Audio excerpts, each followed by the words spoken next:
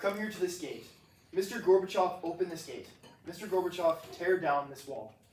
These famous words were uttered by President Ronald Reagan at the Brandenburg Gate in West Berlin in 1987 as a part of his tear down this wall speech. Today I'm going to show why President Reagan's speech is not only a great speech, but also one of the greatest speeches in American history. And I'm going to start by presenting a video clip of part of his speech, just so that later when I'm talking about all of the reasons why it's great, you have something to refer back to. Behind me stands a wall that encircles the three sectors of this city, part of a vast system of barriers that divides the entire continent of Europe. General Secretary Gorbachev, if you seek peace, if you seek prosperity for the Soviet Union and Eastern Europe, if you seek liberalization, come here to this gate. Mr. Gorbachev, open this gate.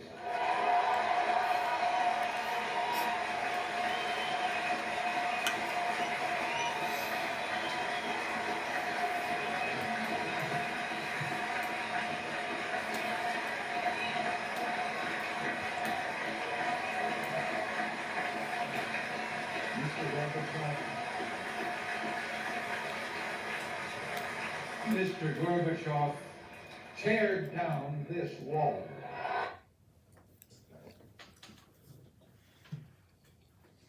So next I'm going to talk about kind of the setting and where and when this took place. So obviously it was given at the Brandenburg Gate in West Berlin in 1987. And it was given during the midst of the Cold War in Berlin specifically. We've already had two speeches kind of on the significance of the Cold War, so you guys kind of, I feel like, have an introduction to what that is. But it's just an ideological battle between communism and the free market economic system of capitalism. And it's most specifically shown in the city of Berlin. It's literally divided by a wall. For those of you who don't know the history of Berlin, after World War II, it was divided into East and West, and the West was controlled by essentially the United States, Great Britain, and France, and the East was controlled by the Soviet Union.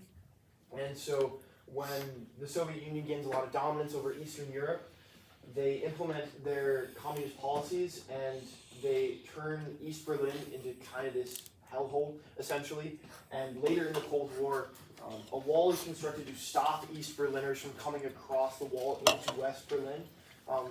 It's said that communism is the only ideology where you have to build a wall to keep your own people in.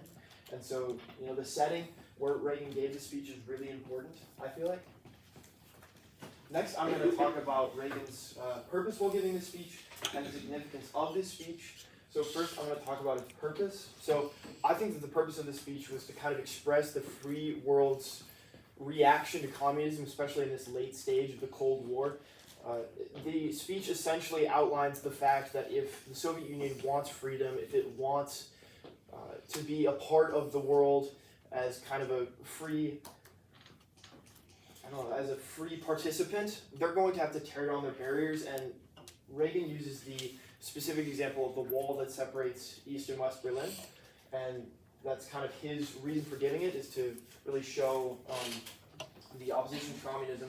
Next, you have the significance of it. So the significance then, it was a verbally described turning point like I have there. So up until this point, we had seen in the Cold War staunch opposition on both sides, but the only real time when we had seen kind of a light at the end of the tunnel moment like this is back in Eisenhower's administration. We had something called détente. It was essentially a way that we could come to peace, but it was ruined, like Gabe said, by the U-2 spy plane crisis. And this is another one of those moments where the United States and the Soviet Union kind of come to a turning point.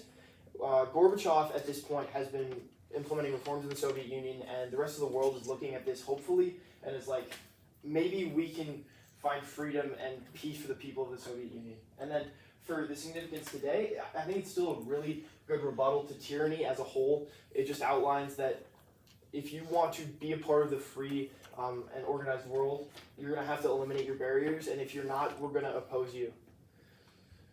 So next, I'm going to talk about one of the ways that he shows his persuasiveness in this speech, and that's through pathos, ethos, and logos. Those are really big quotes. I should have maybe shortened them, but essentially the first one in pathos. So in that kind of quote, he's just talking about how the American presidents have a place in Berlin. That last line he says in German as an appeal to the Berliners, but translated into English, it says, I still have a suitcase in Berlin. He's just saying, I still have business in Berlin. I still have a place in Berlin. Next, you have ethos. So obviously he's the president of the free world, the president of the United States. So he's got a really big boost with ethos just immediately for that. But also, he's proven to be a really credible president. He's been really successful, not only economically, but specifically in his opposition to communism. So he has that track record. And then for his logos, that quote, it refers to a Khrushchev quote, which is a prior leader of the Soviet Union that was given in the 1950s, where Khrushchev said that they were going to bury the United States. They were just going to destroy the United States. And he outlines the fact that actually, no, they didn't destroy us because we have freedom. We were the ones who shot past them. And he's just saying logically, there's no real evidence for the success of communism. Next, I'm going to go through his uses of figurative language.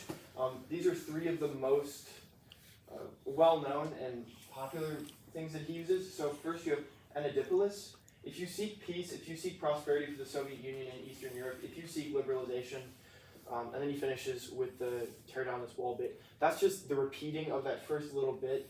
If you seek peace, if you seek prosperity. Then you have anaphor. So that's when he repeats that first little bit that says freedom. It says freedom leads to prosperity, freedom replaces the ancient hatreds among the nations, and committing with peace, freedom is the victor. And then the last one, I'm not going to read out because it's so long, but it's hypophora, and that's essentially he's proposing kind of a rhetorical question, and then he's answering it later in the that piece. And so at the beginning he says, are these the beginnings of profound changes in the Soviet Union, just kind of referring back to Gorbachev and his reforms. Lastly, I'm going to talk about why it's going to endure. I think it's one of the best responses we have as Americans to tyranny. Obviously, you have situations like we did in World War II or World War I where we had to step in and fight. But I think one of the greatest ways that we have to do it is just to let our superiority win. Our freedom, it's one of our greatest weapons, and the prospering of our people is really important.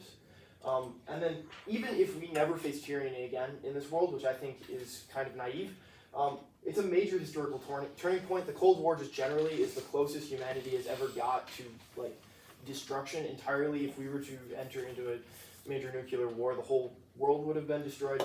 And so this speech was one of the ways where we were steered away from that, and I think that people will remember it as just a historical moment. Anyway, that's my speech. Thank you for listening.